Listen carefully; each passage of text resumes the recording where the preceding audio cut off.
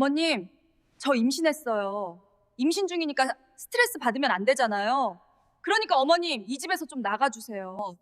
요즘 시대에 시부모 모시고 사는 며느리가 어디 있어요. 박말순 씨는 오늘도 새벽같이 일어났습니다. 창문을 열자 서울의 꽉 아파트 단지 사이로 희뿌연 아침 공기가 들어왔습니다. 그녀는 물을 끓이고 작은 식탁을 닦으며 하루를 시작했습니다. 이 집은 말순 씨가 평생 떡집을 운영하며 모은 돈으로 마련한 곳입니다. 새벽마다 시루에 김을 올리고 찹쌀을 불리고 손님들의 주문을 받아 적던 그 시간들이 쌓여 만들어진 공간이었습니다. 25의 과부가 되고 아들 하나 키우느라 허리 한번 제대로 펴지 못한 세월이었습니다. 그래도 견뎠습니다.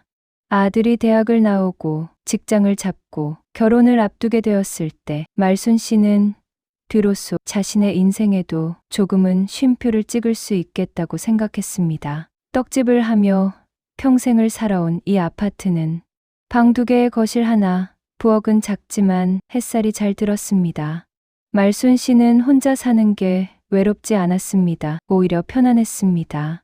텔레비전을 켜두고 국을 끓이고 베란다에 고추를 말리는 소박한 일상이 그녀에겐 충분했습니다. 그런데 석 달 전 아들 준호가 찾아왔습니다. 엄마, 잠깐 얘기 좀 할 게 있어. 준호는 거실 소파에 앉아 한참을 말을 꺼내지 못했습니다.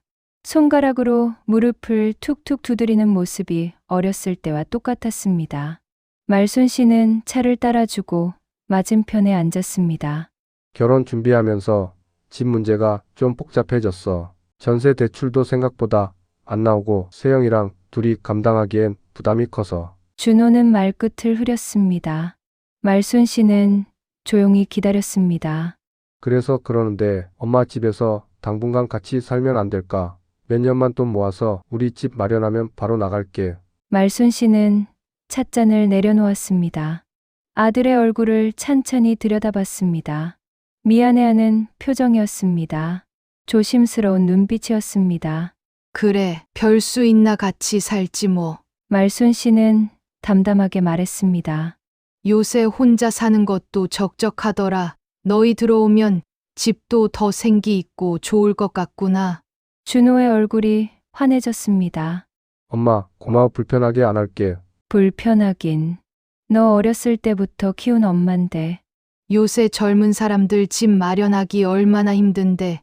신혼부부가 무슨 돈이 있어서 전세 대출까지 받아. 말순 씨는 아들의 어깨를 툭 쳤습니다. 2주일 뒤 준호와 세영이 이삿짐을 가지고 들어왔습니다. 세영은 현관에서 신발을 벗으며 공손하게 인사했습니다. 어머님, 앞으로 잘 부탁드려요. 말순 씨는 고개를 끄덕이며 며느리의 얼굴을 살폈습니다. 단정한 인상에 예의 바른 말투였습니다. 하지만 뭔가 묘했습니다. 웃는 입술과 눈빛 사이의 미세한 거리감 같은 것이 느껴졌습니다. 말순 씨는 그 느낌을 애써 지우려 했습니다. 처음이니까, 서먹하니까 그럴 거라고 스스로를 달랬습니다. 방은 저쪽이야. 큰 방 너희가 써. 짐 정리하고 쉬렴. 세영은 고개를 숙이고 안방으로 들어갔습니다. 말순 씨는 작은 방으로 옮겨갔습니다. 원래 창고처럼 쓰던 공간이었지만 침대 하나와 옷장 하나 들어가면 충분했습니다. 그녀는 이불을 개고 서랍을 정리하며 생각했습니다. 그래, 이제 집이 더 따뜻해지겠지. 아들 부부가 들어오면 저녁마다 밥 먹는 재미도 있을 것이고 손주 생기면 더 좋을 거라고 말순 씨는 스스로를 다독였습니다. 혼자 사는 게 편하긴 했지만 가끔은 텔레비전 소리만 들리는 집이 텅 빈 것처럼 느껴지기도 했으니까요. 그날 저녁 말순 씨는 된장찌개를 끓이고 나물을 무쳤습니다. 준호는 반찬을 집어 먹으며 역시 엄마 손맛이라고 말했습니다. 세영은 조용히 밥을 먹었습니다. 그녀의 젓가락은 천천히 움직였고 표정은 담담했습니다. 입맛에 맞니? 짜진 않고. 말순 씨가 물었습니다. 아, 네, 맛있어요. 세영은 짧게 대답했습니다. 그리고 다시 고개를 숙여 밥을 먹었습니다. 식탁 위로 형광등, 불빛이 내려앉았습니다. 그 아래서 세 사람은 각자의 생각을 품은 채 저녁을 먹었습니다. 말순 씨는 국그릇을 들고 국물을 한 모금 마셨습니다. 따뜻했지만 왠지 모르게 텁텁한 맛이 입안에 남았습니다. 창밖으로 아파트 단지의 불빛들이 하나둘 켜졌습니다. 말순 씨는 설거지를 하며 창문 너머를 바라봤습니다. 저 불빛들 속에도 수많은 가족들이 함께 살고 있겠지요. 어떤 집은 웃음이 가득할 것이고 어떤 집은 침묵으로 채워져 있을 겁니다. 그녀는 고무장갑을 벗고 손등을 물로 씻었습니다. 주름진 손등에 물방울이 맺혔다가 흘러내렸습니다. 말순 씨는 그 손을 가만히 들여다봤습니다. 평생 반죽을 치대고 시루를 나르고 아들을 키우며 거칠어진 손이었습니다. 아들 힘들게 할 순 없지, 신혼인데. 말순 씨는 작은 방에 불을 끄고 누웠습니다. 낯선 천장이 보였습니다. 원래 자기 방이었는데 오늘부터는 작은 방이 자기 방이 되었습니다. 괜찮았습니다. 아들이 옆방에 있다는 게, 며느리가 있다는 게, 이제 이 집에 사람 사는 소리가 난다는 게 나쁘지 않았습니다. 하지만 그 기대는 채 한 달도 가지 못할 것이었습니다. 함께 산지 보름쯤 지났을 때였습니다. 아침 식탁에서 세영이 국그릇을 내려놓으며 말했습니다. 어머님, 국 왜 이렇게 짜요? 말순 씨는 국을 한 숟가락 떠서 맛을 봤습니다. 평소와 다르지 않았습니다. 그래, 내 입엔 괜찮은데 내가 다시 만들어 줄까? 아니, 됐어요. 그냥 먹을게요. 세영은 인상을 찌푸리며 국을 거의 남겼습니다. 말순 씨는 그 모습을 보며 미안한 마음이 들었습니다. 며느리 입맛을 제대로 못 맞췄나 싶었습니다. 다음 날 아침, 말순 씨는 국간을 평소보다 연하게 했습니다. 오늘은 또 싱겁네. 간을 어떻게 맞추시는 거예요? 세영은 또 그렇게 말했습니다. 말순 씨는 웃으며 대답했습니다. 그래, 내가 조절을 잘 못했나 보구나. 소금 좀 넣어 먹으렴. 아휴, 됐어요. 그냥 먹을게요. 세영은 짜증 섞인 목소리로 말했습니다. 그런 일들이 반복되었습니다. 반찬이 맵다, 나물이 질기다, 밥이 되다, 안 되다. 세영은 매일 아침 식탁에서 무언가를 지적했습니다. 말순 씨는 처음엔 진심으로 고쳐보려 했습니다. 하지만 무엇을 해도 세영의 입에서는 불만이 나왔습니다. 어머님, 이 집 진짜 좁지 않아요? 우리 집 넣을 데가 어디 있어요? 베란다 좀 치워주세요. 빨래 넣을 데가 없잖아요. 어머님 방 냄새 나는데 창문 좀 자주 여세요. 세영의 말투는 점점 거칠어졌습니다. 처음에 어색한 공손함은 온데간데 없었습니다. 어느 날 저녁, 세영이 거실 소파에 앉아 전화 통화를 하고 있었습니다. 말순 씨는 부엌에서 설거지를 하고 있었는데 세영의 목소리가 들려왔습니다. 아, 진짜 짜증. 나 요즘 시대에 시어머니 모시고 사는 며느리가 어디 있냐고. 말순 씨는 손을 멈췄습니다. 맞아, 우리가 효자 며느리지. 뭐 준호 오빠가 엄마 모시겠다고 해서 어쩔 수 없이 같이 사는 건데. 세영의 한숨 소리가 이어졌습니다. 신혼집에 시어머니가 웬 말이야. 친구들한테도 말 못하겠어. 진짜. 말순 씨는 고무장갑을 벗고 방으로 들어갔습니다. 가슴이 답답했습니다. 일주일쯤 지나자 세영은 아예 집안일을 거들지 않기 시작했습니다. 어머님, 설거지 해주세요. 저 피곤해요. 빨래 좀 개주세요. 저 지금 드라마 보는데요. 청소기, 그거 어머님이 돌리시면 안 돼요? 저 손목 아프거든요. 세영은 전업주부였습니다. 하루 종일 집에 있었지만 집안일은 대부분 말순 씨가 했습니다. 빨래를 돌리고 걸레질을 하고 저녁 준비를 하는 건 언제나 말순 씨였습니다. 세영은 소파에 앉아 드라마를 보거나 휴대전화를 보며 시간을 보냈습니다. 어머님, 저녁은요? 배고픈데 아직 안 하셨어요? 세영은 말순 씨를 가정부 부르듯 대했습니다. 준호는 그런 아내의 태도를 보면서도 제대로 된 말 한마디 하지 않았습니다. 며칠 뒤 세영이 친구들을 집으로 데려왔습니다. 들어와, 우리 집이야. 현관문이 열리고 세영과 친구 둘이 들어왔습니다. 말순 씨는 부엌에서 나와 인사했습니다. 어서 오세요. 아, 안녕하세요. 친구들은 어색하게 인사했습니다. 세영은 친구들을 거실로 안내하며 소파에 앉혔습니다. 거실에서 소곤소곤 여자들의 목소리가 들렸습니다. 야, 너 진짜 시어머니 모시고 사네? 대단하다. 어휴, 말도 마. 진짜 요즘 시대에 시어머니 모시는 며느리가 어디 있어. 세영의 목소리였습니다. 힘들겠다, 진짜. 힘들지. 그래도 뭐 시키면 잘하시긴 해. 세영이 웃었습니다. 친구들도 따라 웃었습니다. 집안일이라도 해야지. 안 그러면 집에서 뭐 하시겠어. 그건 그렇지. 근데 너 진짜 착하다. 나 같으면 못 참아. 그래도 청소나 빨래는 알아서 다 하시니까 그나마 낫지. 안 그러면 나 혼자 다 해야 되잖아. 세영이 웃으며 말했습니다. 아, 그래도 불편하긴 하겠다. 눈치 보이고. 집에서 맘대로 못 하잖아. TV도 크게 못 틀고 진짜 짜증나. 말순 씨는 방 안에서 그 대화를 들었습니다. 가슴이 먹먹했습니다. 침대 끝에 앉았습니다. 손등을 내려다봤습니다. 주름진 손이었습니다. 떡집에서 일하며 거칠어진 손이었습니다. 그 손으로 지금 내 집에서 가정부처럼 일하고 있었습니다. 그날 밤 말순 씨는 침대에 누워 천장을 바라봤습니다. 형광등을 끈 방은 어두웠고 창밖에서는 차 소리만 희미하게 들렸습니다. 내가 뭘 잘못했나? 손등을 쓰다듬었습니다. 아들 하나 키우려고 밤낮으로 일했던 손이었습니다. 그 손으로 이제는 내 집에서 며느리의 비웃음을 들으며 일하고 있었습니다. 며느리는 자신이 시어머니를 모시며 희생하는 착한 며느리라고 믿으며 친구들 앞에서 말순 씨를 우스갯거리로 만들고 있었습니다. 말순 씨는 눈물이 나올 것 같았지만 참았습니다. 대신 이불을 끌어당겨 얼굴을 덮었습니다. 복도에서 세영의 웃음소리가 들렸습니다. 준호와 무슨 이야기를 하는지 즐거운 목소리였습니다.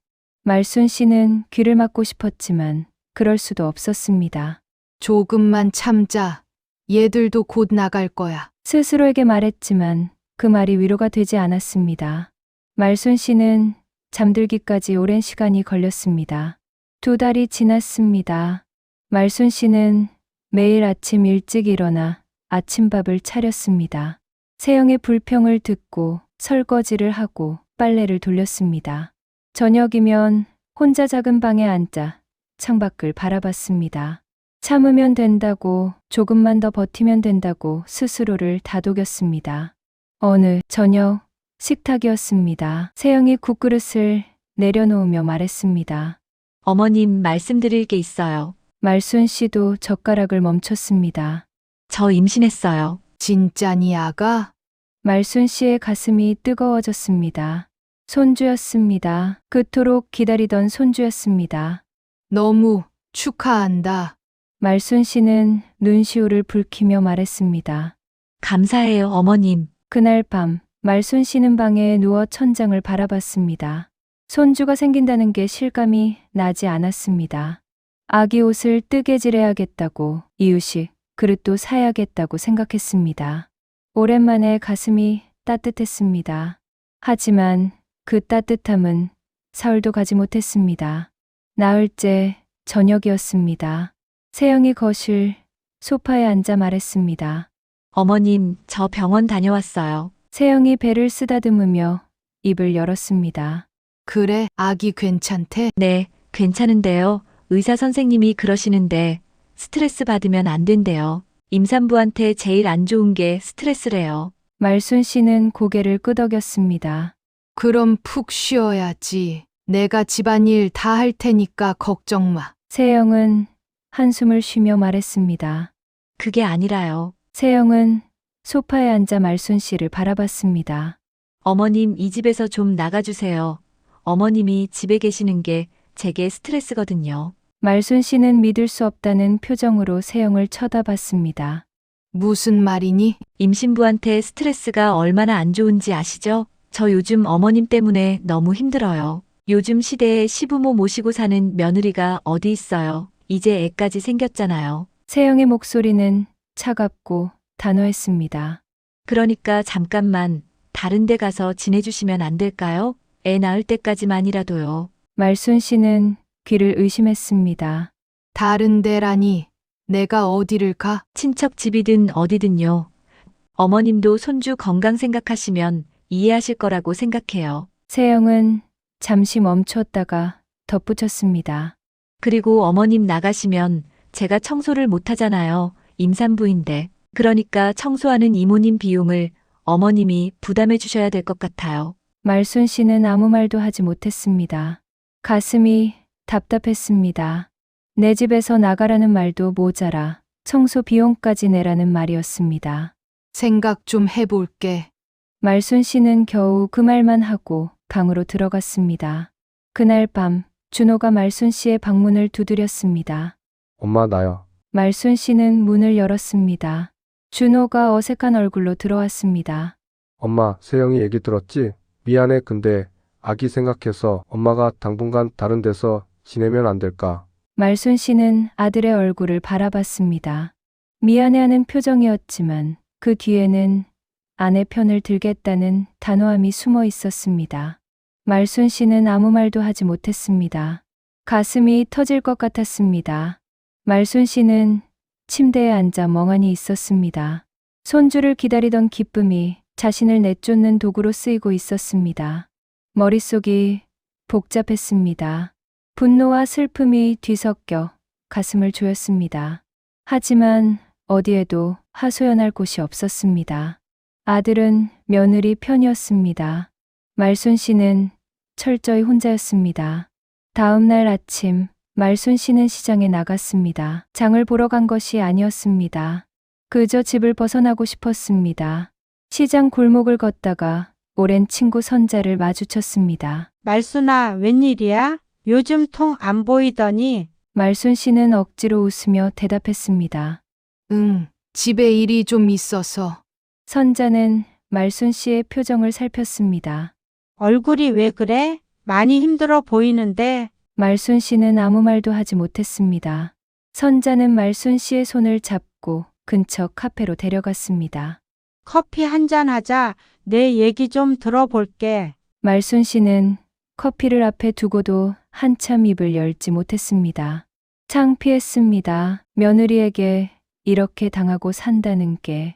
선자는 조용히 기다렸습니다. 그리고 말순 씨가 조금씩 입을 열기 시작했습니다. 말순 씨는 며느리와의 일들을 천천히 털어놨습니다.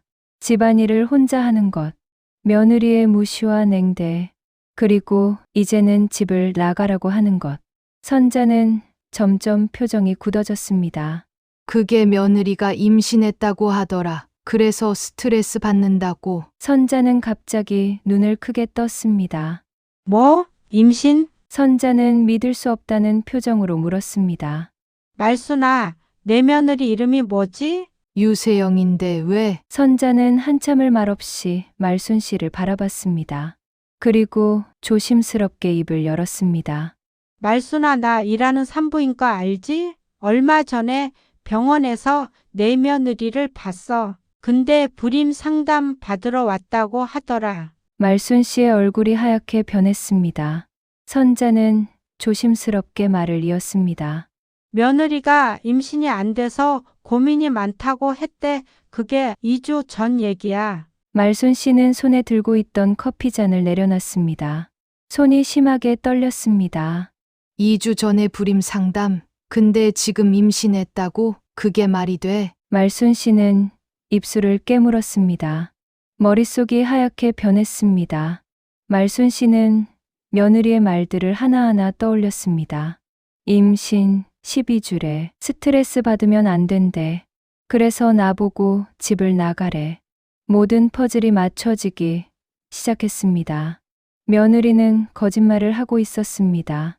임신도 거짓, 스트레스도 거짓, 모든 게 말순 씨를 내쫓기 위한 연극이었습니다. 말순 씨는 자리에서 일어났습니다. 선자야, 나 먼저 가봐야겠어. 말순아, 괜찮아? 얼굴이. 응, 괜찮아, 고마워. 선자야. 말순 씨는 카페를 나섰습니다. 걸음이 빨라졌습니다. 가슴 속에서 무언가가 끓어올랐습니다. 분노였습니다. 하지만 그 분노는 차가웠습니다. 집으로 돌아가는 길, 말순 씨는 생각했습니다. 이대로 당할 수는 없어, 절대로. 며느리는 자신을 완전히 바보로 만들었습니다. 아들도 며느리 편에 섰습니다. 말순 씨는 더 이상 참을 수 없었습니다. 집에 도착했습니다.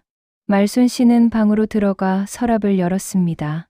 깊숙이 넣어둔 등기부등본과 도장을 꺼냈습니다. 그 종이를 들여다보며 말순 씨는 조용히 생각했습니다. 이제는 내가 움직일 차례야. 말순 씨는 손등을 쓰다듬었습니다. 주름진 손이었습니다. 평생 일하며 거칠어진 손이었습니다. 그 손으로 이제는 스스로를 지켜야 할 때였습니다. 말순 씨는 그날 밤 한숨도 자지 못했습니다. 선자의 말이 머릿속에서 맴돌았습니다. 2주 전에 불임 상담, 임신이 안 돼서 고민, 세영은 임신 12주라고 했습니다. 하지만 2주 전에는 불임 상담을 받았습니다. 말이 되지 않았습니다. 새벽이 되자 말순 씨는 결심했습니다. 확인해야 해. 며칠이 지났습니다. 어느 날 저녁, 세영이 거실에서 말했습니다. 어머님, 저희 다음 주에 해외여행 갈 거예요. 태교 여행으로요. 동남아 5박 6일이요. 오빠가 예약했어요. 준호가 덧붙였습니다. 엄마, 집 좀 봐줘. 우리 없는 동안. 말순 씨는 고개를 끄덕였습니다. 일주일 뒤 월요일 아침이었습니다. 준호와 세영은 큰 캐리어 2개를 끌고 집을 나섰습니다. 세영은 선글라스까지 끼고 들떠 있었습니다. 어머님, 잘 계세요. 집 잘 부탁드려요. 그래, 조심해서 다녀와라. 문이 닫혔습니다. 말순 씨는 창문으로 아들 부부가 택시에 타는 걸 지켜봤습니다. 택시가 출발했습니다. 코너를 돌아 완전히 사라질 때까지 말순 씨는 그 자리에 서 있었습니다. 그리고 천천히 돌아섰습니다. 먼저 세영의 방으로 갔습니다. 문을 열자 향수 냄새가 났습니다. 말순 씨는 서랍을 하나씩 열었습니다. 옷가지들이 어지럽게 쌓여 있었습니다. 화장대, 서랍도 열어봤습니다. 립스틱, 아이섀도우, 마스카라들이 가득했습니다. 화장대 아래 작은 가방이 하나 놓여 있었습니다. 말순 씨는 그 가방을 꺼냈습니다. 지퍼를 열었습니다. 손이 떨렸습니다. 안에는 지갑과 화장품이 있었습니다. 영수증 몇 장도 있었습니다. 그리고 하얀 봉투가 하나 있었습니다. 미래 산부인과. 말순 씨는 봉투를 집어 들었습니다. 숨을 깊이 들이마셨습니다. 그리고 봉투를 열었습니다. 불임 검사 결과지. 환자명 유세영. 검사일 2주 전. 말순 씨는 그 종이를 들고 한참을 서 있었. 가슴이 답답했습니다. 숨이 막히는 것 같았습니다. 휴대전화를 꺼냈습니다. 손이 떨려서 카메라 버튼을 2번이나 잘못 눌렀습니다. 3번째에 겨우 사진을 찍었습니다. 1장, 2장, 3장. 날짜가 잘 보이도록 여러 각도에서 찍었습니다. 그리고 조심스럽게 서류를 다시 봉투에 넣었습니다. 흔적을 남기지 않도록 신경 썼습니다. 방문을 닫고 나와 복도를 지나 자신의 방으로 갔습니다. 서랍을 열었습니다. 깊숙이 넣어둔 등기부, 등본과 도장을 꺼냈습니다. 소유자 박말순. 자신의 이름이 선명하게 적혀 있었습니다. 말순 씨는 그 글자를 한참 바라봤습니다. 평생 떡집에서 새벽부터 밤까지 일하며 모은 돈으로 산 집이었습니다. 찹쌀을 씻고 시루를 나르고 떡을 빚으며 손에 굳은 살이 박이도록 일했던 시간들이 만들어낸 집이었습니다. 휴대전화를 들어 선자에게 전화를 걸었습니다. 선자야, 나야. 말순아, 무슨 일이야? 저번에 말했던 강원도 집 매물 말이야. 아직 있니? 응, 아직 있어. 근데 왜? 진심으로 생각하는 거야? 응, 그리고 부동산 소개 좀 해줄 수 있어? 믿을 만한 대로. 선자는 잠시 침묵했습니다. 전화 너머로 숨소리만 들렸습니다. 말순아, 너 설마 집을 파는 거야? 선자가 길게 한숨을 쉬었습니다. 알았어, 우리 동네에 괜찮은 공인중개사 있어. 성실하고 믿을 만한 사람이야. 내가 연락해 줄게. 고마워, 선자야. 전화를 끊었습니다. 말순 씨는 창밖을 바라봤습니다. 아파트 단지가 한눈에 보였습니다. 놀이터에서는 아이들이 뛰어놀고 있었습니다. 엄마들이 벤치에 앉아 수다를 떨었습니다. 평범한 오후였습니다. 1시간쯤 지났을까요? 휴대전화가 울렸습니다. 여보세요. 박말순 어르신이시죠? 저는 김성호 공인중개사라고 합니다. 이선자 씨한테 연락받고 전화드렸습니다. 아, 네, 안녕하세요. 집 매물 내놓으신다고 들었습니다. 언제 한번 뵐 수 있을까요? 지금 가능하신가요? 지금이요? 김성호는 잠시 망설였습니다. 네, 괜찮습니다. 주소 알려주시면 바로 가겠습니다. 말순 씨는 주소를 알려줬습니다. 전화를 끊고 나서 집 안을 둘러봤습니다. 혹시 치워야 할 게 있나 살폈습니다. 부엌은 깨끗했습니다. 거실도 정돈되어 있었습니다. 1시간 뒤 초인종이 울렸습니다. 말순 씨는 문을 열었습니다. 40대 중반으로 보이는 남자가 서 있었습니다. 단정한 정장 차림에 서류 가방을 들고 있었습니다. 얼굴은 온화했습니다. 안녕하세요. 김성호입니다. 어서 오세요. 김성호가 집 안으로 들어왔습니다. 신발을 벗으며 주변을 둘러봤습니다. 집이 정말 깨끗하네요. 관리를 잘 하셨어요. 감사합니다. 김성호는 거실로 들어가 천천히 주변을 살폈습니다. 창문으로 다가가 밖을 내다봤습니다. 햇살이 잘 들었습니다. 베란다도 확인했습니다. 방 2개도 들어가 봤습니다. 부엌도 살폈습니다. 집 구조가 좋네요. 채광도 잘 되고요. 이 동네는 수요가 많아서 금방 팔릴 겁니다. 김성호는 거실 소파에 앉았습니다. 서류 가방을 열고 노트를 꺼냈습니다. 말순 씨는 방에서 서류를 가져왔습니다. 김성호에게 건넸습니다. 김성호는 서류를 펼쳐 꼼꼼히 읽었습니다. 소유주가 본인이시네요. 좋습니다. 담보나 압류 같은 것도 없고요. 깨끗합니다. 김성호는 말순 씨를 바라봤습니다. 급하게 파셔야 하는 건가요? 말순 씨는 손을 꽉 쥐었습니다. 일주일 안에 팔고 싶습니다. 일주일이요? 김성호의 눈이 커졌습니다. 그럼 시세보다 조금 낮춰야 할 수도 있는데 괜찮으신가요? 괜찮습니다. 빨리 파는 게 중요해요. 김성호는 말순 씨의 얼굴을 살폈습니다. 주름진 얼굴이었지만 눈빛은 단호했습니다. 뭔가 사연이 있어 보였습니다. 하지만 김성호는 묻지 않았습니다. 알겠습니다. 최선을 다해보겠습니다. 사진 좀 찍어도 될까요? 네, 그러세요. 김성호는 일어나 휴대전화를 꺼냈습니다. 거실을 여러 각도에서 찍었습니다. 이제 계약서 작성하겠습니다. 김성호는 가방에서 계약서를 꺼냈습니다. 책상에 펼쳤습니다. 여기 읽어보시고 서명해 주세요. 말순 씨는 계약서를 읽었습니다. 천천히 한 줄 한 줄 글자들이 눈에 들어왔습니다. 매도인, 매수인, 소유권 이전. 낯선 단어들이었지만 이해할 수 있었습니다. 말순 씨는 펜을 들었습니다. 손이 떨렸습니다. 펜 끝이 종이에 닿았습니다. 그리고 천천히 이름을 썼습니다. 박말순. 도장도 찍어주세요. 말순 씨는 도장을 꺼냈습니다. 빨간 인주를 묻혔습니다. 도장을 계약서에 가져갔습니다. 잠시 멈칫했습니다. 그리고 꾹 눌렀습니다. 박말순. 도장이 찍혔습니다. 선명했습니다. 좋습니다. 오늘부터 매물 올리겠습니다. 연락 오면 바로 전화드릴게요.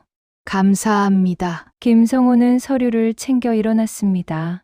어르신, 괜찮으세요? 얼굴이 안 좋아 보이는데. 괜찮습니다. 신경 쓰지 마세요. 그러시면 연락드리겠습니다. 김성호는 인사하고 나갔습니다. 문이 닫혔습니다. 말순 씨는 혼자 남았습니다. 거실에 앉았습니다. 창밖을 바라봤습니다. 구름이 천천히 움직였습니다. 바람이 나뭇가지를 흔들었습니다. 시작됐어. 가슴이 두근거렸습니다. 무서웠습니다. 하지만 후회는 없었습니다. 그날 밤 말순 씨는 천장을 바라보며 생각했습니다. 잘하는 걸까? 하지만 곧 선자의 말이 떠올랐습니다. 세영의 거짓말이 떠올랐습니다. 준호의 침묵이 떠올랐습니다. 그리고 세영이 친구들 앞에서 자신을 비웃던 목소리가 떠올랐습니다. 말순 씨는 눈을 감았습니다. 이제는 나를 위해 살아야 해. 다음 날 화요일 오전 10시 휴대전화가 울렸습니다. 어르신, 김성우입니다. 벌써 연락 왔어요. 벌써요? 오늘 오후 2시에 보러 오신다는 분이 계십니다. 제가 말씀드렸잖아요. 이 동네는 수요가 많다고요. 말순 씨는 숨을 깊이 들이마셨습니다. 알겠습니다. 집 좀 정리해 주시면 좋겠어요. 첫인상이 중요하거든요. 네, 그렇게 하겠습니다. 전화를 끊고 말순 씨는 움직였습니다. 걸레질을 했습니다. 창문을 닦았습니다. 부엌도 다시 한번 정리했습니다. 베란다도 쓸었습니다. 오후 2시 초인종이 울렸습니다. 말순 씨는 문을 열었습니다. 30대 부부가 서 있었습니다. 김성호도 함께 있었습니다. 안녕하세요. 어서 오세요. 부부가 집 안으로 들어왔습니다. 남편은 키가 크고 안경을 썼습니다. 아내는 단발머리에 환한 미소를 지었습니다. 와, 집 정말 깨끗하네요. 아내가 감탄했습니다. 남편은 벽을 두드려 봤습니다. 창문도 열어봤습니다. 방들도 하나씩 들어가 봤습니다. 여보, 여기 방 2개잖아. 우리 애기 방으로도 쓸 수 있겠어. 아내가 부엌으로 갔습니다. 싱크대를 만져봤습니다. 수도꼭지도 틀어봤습니다. 부엌도 넓어요. 요리하기 좋겠는데요? 남편이 말순 씨에게 물었습니다. 혹시 급하게 파시는 이유가 있나요? 집이 이렇게 좋은데. 말순 씨는 잠시 망설였습니다. 시골로 내려가려고요. 조용한 데서 살고 싶어서요. 아, 그러시구나. 이해합니다. 부부는 베란다로 나갔습니다.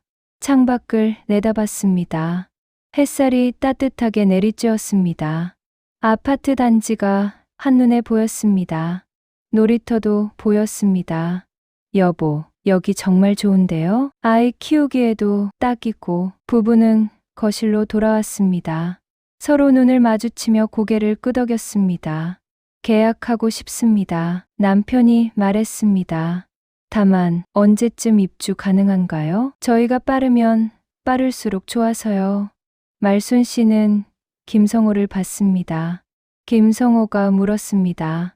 어르신, 언제쯤 비워주실 수 있으세요? 최대한 빠르게 비워드릴게요. 부부의 얼굴이 환해졌습니다. 그럼 계약서 작성하겠습니다. 김성호가 가방에서 서류를 꺼냈습니다.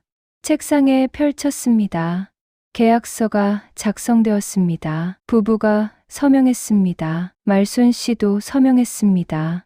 도장을 찍었습니다. 이번에는 손이 떨리지 않았습니다. 계약금 지금 입금해 드리겠습니다. 부부는 기뻐하며 집을 한 바퀴 더 돌았습니다. 이것저것 물어봤습니다. 관리비는 얼마인지, 난방은 잘 되는지, 이웃은 조용한지. 말순 씨는 하나하나 대답했습니다. 목소리는 담담했습니다. 그럼 금요일에 뵙겠습니다. 감사합니다, 어르신. 부부가 인사하고 나갔습니다. 김성호도 따라 나가며 말했습니다. 어르신, 수고하셨습니다. 금요일에 다시 뵙겠습니다. 문이 닫혔습니다. 말순 씨는 손으로 얼굴을 감쌌습니다. 눈물이 났습니다. 하지만 슬픔이 아니었습니다. 안도였습니다. 해방이었습니다. 이제 정말 끝이야.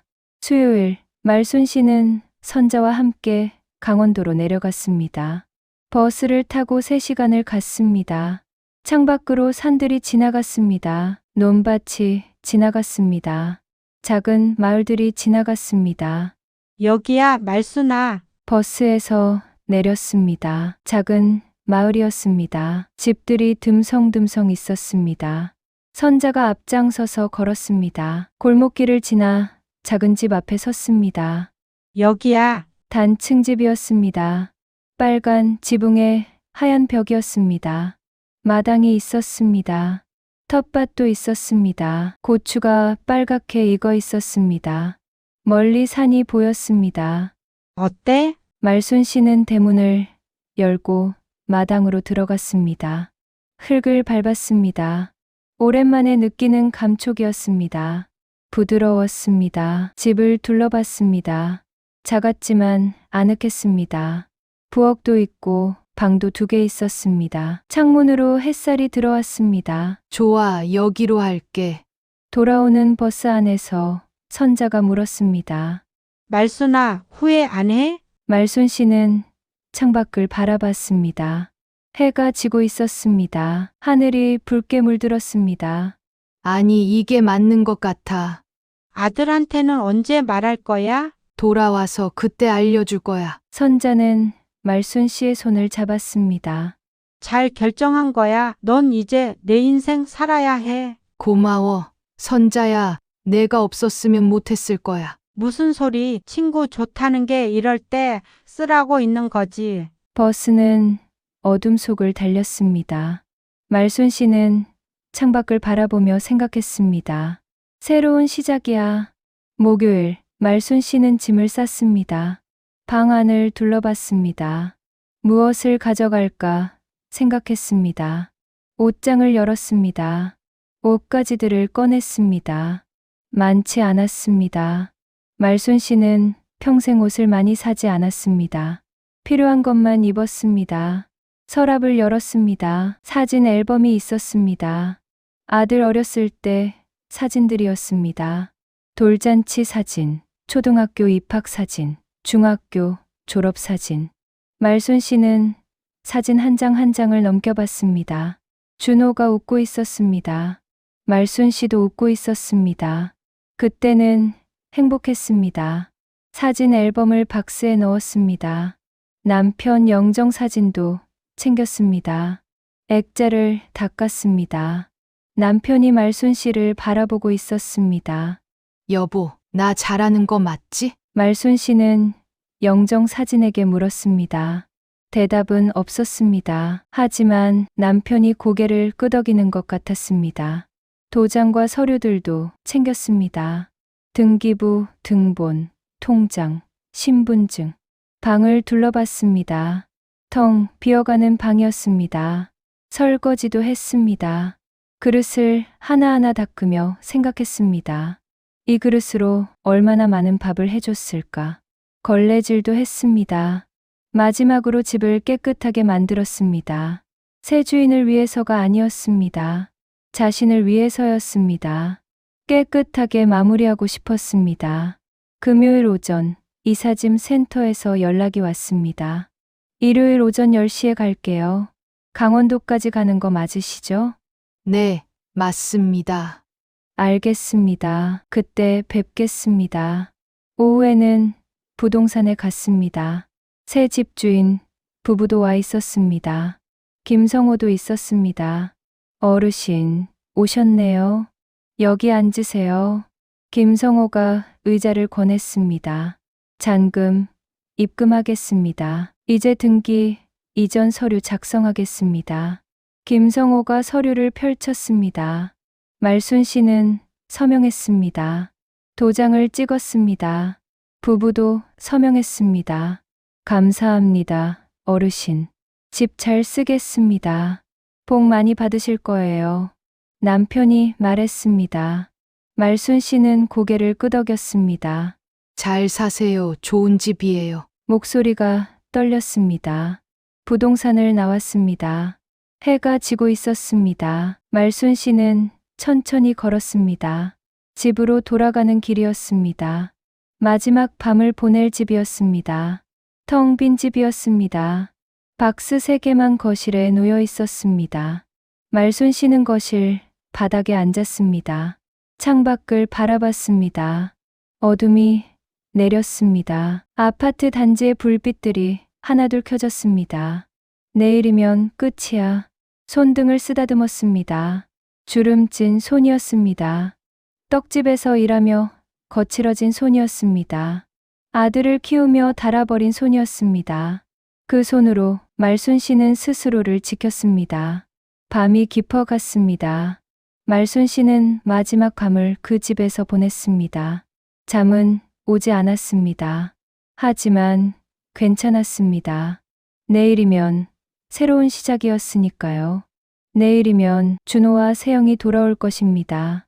5박 6일의 여행을 마치고 웃으며 돌아올 것입니다. 그리고 텅 빈 집을 보게 될 것입니다. 새벽이 되자 말순 씨는 일어났습니다. 세수를 했습니다. 옷을 갈아입었습니다. 단정하게 차려입었습니다.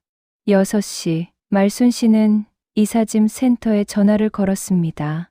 오늘 예정대로 오실 수 있나요? 네, 10시에 갈게요. 감사합니다. 10시 초인종이 울렸습니다. 이사짐 센터 직원들이었습니다. 2명이 들어왔습니다. 박스 3개만 있으시네요. 네, 그게 전부입니다. 금방 끝나겠는데요. 직원들은 박스를 들고 나갔습니다. 트럭에 실었습니다. 그럼 먼저 출발하겠습니다. 어르신은 천천히 오세요. 아니요. 저는 오후에 갈 겁니다. 볼 일이 있어서요. 아, 그러세요? 그럼 저희가 먼저 내려가 있겠습니다. 트럭이 떠났습니다. 말순 씨는 다시 집 안으로 들어왔습니다. 텅 빈 거실에 앉았습니다. 기다렸습니다. 오후 2시쯤이었습니다. 현관문이 열리는 소리가 들렸습니다. 다녀왔습니다. 준호의 목소리였습니다. 밝았습니다. 캐리어 끄는 소리가 들렸습니다. 세영의 웃음소리도 들렸습니다. 어머님 안 계세요? 준호가 거실로 들어왔습니다.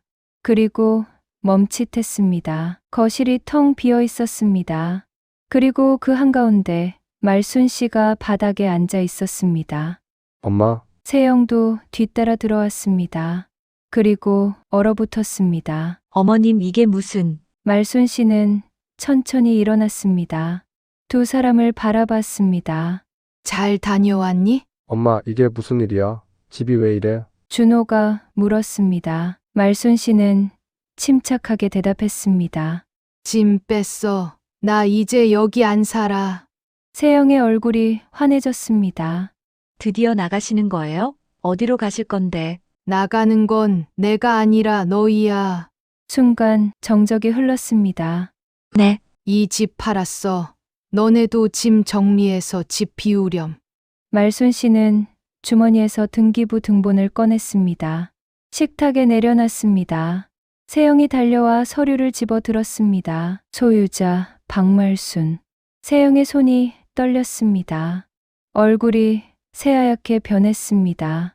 이게 무슨 소리예요? 여긴 오빠 집이에요. 어머님이 뭔데 팔았다 어쨌다 하시는 건데요? 이 집은 처음부터 내 명의였어. 내가 평생 떡집 하면서 모은 돈으로 산 집이지. 말순 씨는 세영을 똑바로 바라봤습니다. 세영은 준호를 돌아봤습니다. 오빠 이게 무슨 소리야? 이 집이 시어머니 명의였어? 준호는 고개를 숙였습니다.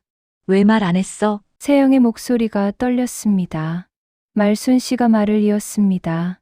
그리고 세영아, 내 임신 말이야. 거짓말이지? 세영의 얼굴이 더 하얗게 변했습니다. 말순 씨는 휴대전화를 꺼내 사진을 보여줬습니다. 불임 검사 결과지 2주 전거 내 가방에서 찾았어. 세영은 입술을 깨물었습니다. 2주 전까지 불임 상담받던 사람이 어떻게 임신 12주가 돼? 나를 내쫓으려고 거짓말한 거지? 세영은 고개를 돌렸습니다. 대답하지 못했습니다. 준호가 무릎을 꿇었습니다. 엄마, 미안해. 제발 용서해줘. 우리가 잘못했어. 말순 씨는 아들을 내려다봤습니다. 너도 알고 있었지? 세영이가 불임이라는 거, 거짓말이라는 거. 준호는 고개를 숙였습니다. 미안해. 엄마, 세영이가 아기가 안 생기는 게 아무래도 엄마랑 같이 사는 탓인 것 같다고 해서. 미안하다고 다야? 말순 씨의 목소리가 떨렸습니다. 너는 내 아내가 거짓말로 나를 내쫓으려는 걸 알면서도 아무 말 안 했어. 오히려 아내 편을 들었지. 난 내 엄마야. 너 하나 키우려고 평생을 일했어. 25세 과부되고 떡집에서 새벽부터 밤까지 일했어. 내가 대학 갈 수 있게, 결혼할 수 있게. 말순 씨의 눈에 눈물이 고였습니다. 근데 너는 나보다 아내가 더 중요했구나. 엄마, 그게 아니라 세영이 갑자기 말순 씨 앞에 무릎을 꿇었습니다. 어머님, 제발요. 용서해 주세요. 제가 잘못했어요. 눈물이 흘러내렸습니다. 다시는 그러지 않을게요. 집안일도 제가 다 할게요. 제발 집 팔지 마세요. 저희 갈 데가 없어요. 말순 씨는 세영의 눈을 바라봤습니다. 눈물이 가득했습니다. 하지만 그 눈물 속에서 말순 씨는 진심을 볼 수 없었습니다. 집을 잃는 공포만 보였습니다. 갈 곳이 없다는 두려움만 보였습니다. 세영아, 말순 씨가 차갑게 말했습니다. 넌 지금도 미안하지 않아. 그냥 집 잃는 게 무서운 거야. 아니에요. 어머님, 진심으로. 내 눈에는 다 보여. 넌 나한테 미안한 게 아니야. 그냥 갈 곳 없는 게 무서운 거지. 세영은 아무 말도 하지 못했습니다. 말순 씨는 두 사람을 돌아봤습니다. 다음 주까지는 짐 빼. 새 주인 들어와야 하니깐. 엄마, 제발. 준호가 소리쳤습니다. 말순 씨는 단호하게 말했습니다. 나도 이제 내 인생 살 거야. 너희 눈치 보며 비웃음 들으며 가정부처럼 사는 거 이제 지겨워. 엄마, 강원도 작은 집 구했어. 거기서 조용히 살 거야. 텃밭 가꾸고 산책하고 내가 하고 싶은 거 하면서. 말순 씨는 가방을 들었습니다. 이제 끝이야. 현관으로 걸어갔습니다. 엄마 가지 마. 준호가 뛰어와 말순 씨의 팔을 잡았습니다. 말순 씨는 천천히 준호의 손을 뿌리쳤습니다. 이제 엄마한테 기대 살지 말고 너의 힘으로 직접 살아. 말순 씨는 문을 나섰습니다. 뒤돌아보지 않았습니다. 세영의 울음소리가 들렸습니다. 하지만 말순 씨는 멈추지 않았고 엘리베이터를 탔습니다. 로비를 지나 밖으로 나왔습니다. 택시가 기다리고 있었습니다. 미리 불러놓은 택시였습니다. 강원도 춘천까지 갑니다. 네, 타세요. 택시가 출발했습니다. 아파트가 멀어졌습니다. 말순 씨는 눈물이 났습니다. 가슴이 아팠습니다. 하지만 후회는 없었습니다. 택시는 도시를 빠져나갔습니다. 건물들이 사라지고 논밭이 나타났습니다. 산이 보였습니다. 1시간쯤 지나자 하늘이 넓어졌습니다. 공기가 달라졌습니다. 말순 씨는 창문을 열었습니다. 바람이 얼굴을 스쳤습니다. 차가웠지만 상쾌했습니다. 오후 5시 강원도에 도착했습니다. 작은 마을이었습니다. 집들이 듬성듬성 서 있었습니다. 여기입니다. 택시에서 내렸습니다. 작은 집 앞이었습니다. 빨간 지붕, 하얀 벽. 마당에는 텃밭이 펼쳐져 있었습니다. 이삿짐, 센터 직원이 나왔습니다. 어르신, 오셨네요. 짐은 다 풀어놨습니다. 고생하셨습니다. 직원이 떠나고 말순 씨는 혼자 남았습니다. 대문을 열었습니다. 마당으로 들어가 흙을 밟았습니다. 부드럽고 따뜻했습니다. 집 안으로 들어가니 박스가 풀려 있었습니다. 옷은 옷장에, 사진은 서랍에, 남편 영정은 거실 선반에 정갈하게 놓여 있었습니다. 여보, 우리 여기서 살 거야. 영정 사진 속 남편이 웃고 있는 것 같았습니다. 마당으로 나와 평상에 앉았습니다. 해가 지고 있었습니다. 노을이 하늘을 물들이고 있었습니다. 빨갛고 주황색이고 보랏빛으로 말순 씨는 노을을 바라보며 눈물을 흘렸습니다. 슬픔만은 아니었습니다. 안도와 해방감이 뒤섞인 눈물이었습니다. 이제는 나를 위해 산다. 바람이 불어왔습니다. 텃밭의 고추가 상추잎이 흔들렸습니다. 말순 씨는 눈물을 닦고 텃밭으로 걸어갔습니다. 무릎을 꿇고 앉아 흙을 만졌습니다. 부드럽고 따뜻하고 살아있는 흙이었습니다. 내일은 뭘 심을까?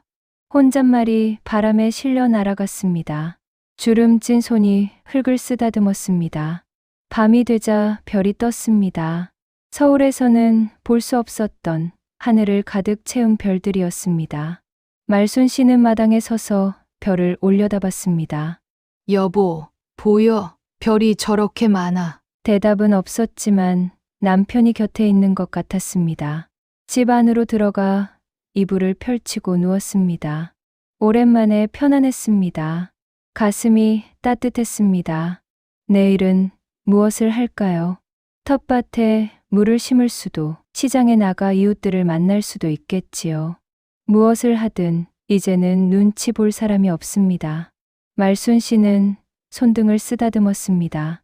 주름지고 거칠지만 이제는 자유로운 손이었습니다. 창밖으로 바람 소리가 들려왔습니다. 평화로운 소리였습니다. 말순 씨는 깊은 잠에 빠져들었습니다. 오랜만에 편안한 잠이었습니다. 다음 날 아침 말순 씨는 일찍 일어나 창문을 열었습니다. 상쾌한 공기가 방 안으로 밀려 들어왔습니다. 마당으로 나가 텃밭을 바라봤습니다. 이제 시작이야. 주름진 얼굴에 미소가 번졌습니다. 평온한 미소였습니다. 해가 떠오르며 따뜻한 햇살이 말순 씨를 감쌌습니다. 새로운 하루가, 새로운 인생이 시작되고 있었습니다. 그 시작 앞에서 박말순은 웃고 있었습니다. 텃밭과 노을을 바라보며 이제는 나를 위해 산다고 속삭이는 그녀의 얼굴엔 늦게 찾아온 평온과 해방의 미소가 번지고 있었습니다.